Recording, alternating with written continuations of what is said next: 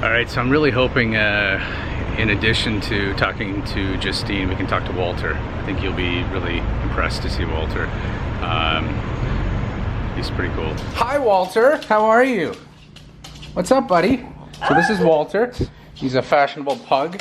Hi, how are you? All right, we're gonna do an interview. Quickly, top 10 fire hydrants in the city.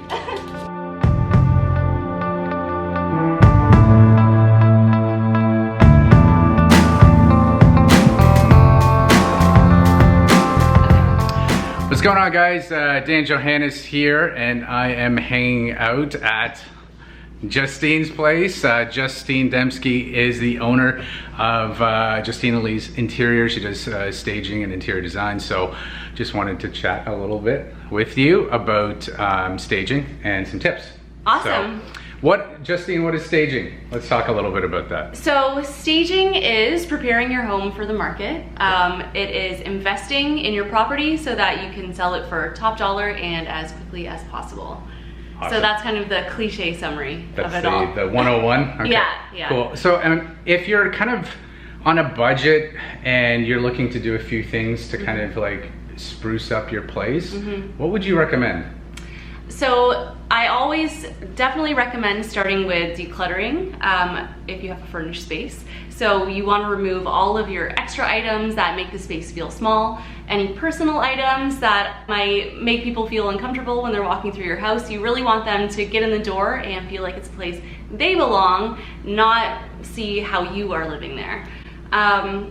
I definitely recommend starting with repairs. A fresh coat of paint goes so far. Yeah. It makes the space feel well maintained, bright, and that fresh paint smell really goes a long way in making people feel like the space is brand new just for them. Yeah.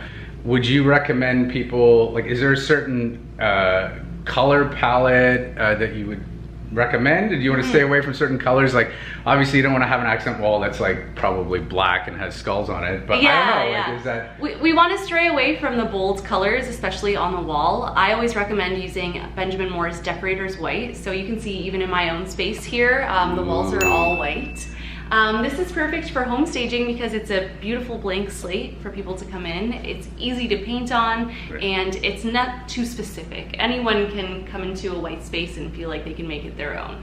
Also, it makes it extra bright and makes it feel larger. So some of my main goals are to make the space feel as bright and large as possible. So the first step, as we mentioned, is painting the walls white or in a bright neutral color, bringing in layers of lighting. So a simple thing you can do is just make sure you have your floor lamps, your table lamps, all of your ceiling lamps. Where's the floor lamp? Here's our beautiful arc lamp. Very nice, very nice. Just different layers of light to make it feel nice and bright and inviting. Yeah. Okay, so would you recommend wallpaper? Is this something, or is this like 90s or 80s? Like, do you want? So wallpaper is back in style, but with home staging, you don't necessarily want to do what's in style. We basically want the space to feel like the most amount of buyers can go in there and relate to it. You don't want to create any extra work for the buyers. You don't want them to come in and say, oh, I love this space, but I'm gonna have to spend X amount of dollars taking down all of this wallpaper if it isn't perfect for them. Yeah, even if it's stunning, even if the powder room looks perfect, you want to avoid these things. Okay, so scents. So we're talking about like that's fresh paint smell, right? Yes. So what are some other scents that are appealing if someone's doing an open house that they can, like, I've been into open houses where they've got like a big bowl of lemons. Yes. And then they've got sort of the lemon scent going on, or baked cookies. Like, is that a thing, or?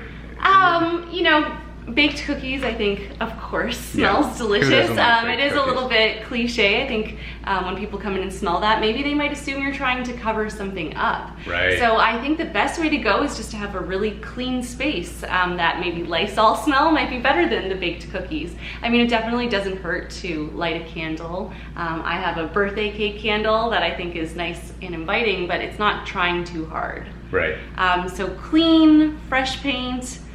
You don't want them to feel like you're trying to hide anything. Yeah, no, totally, that makes sense.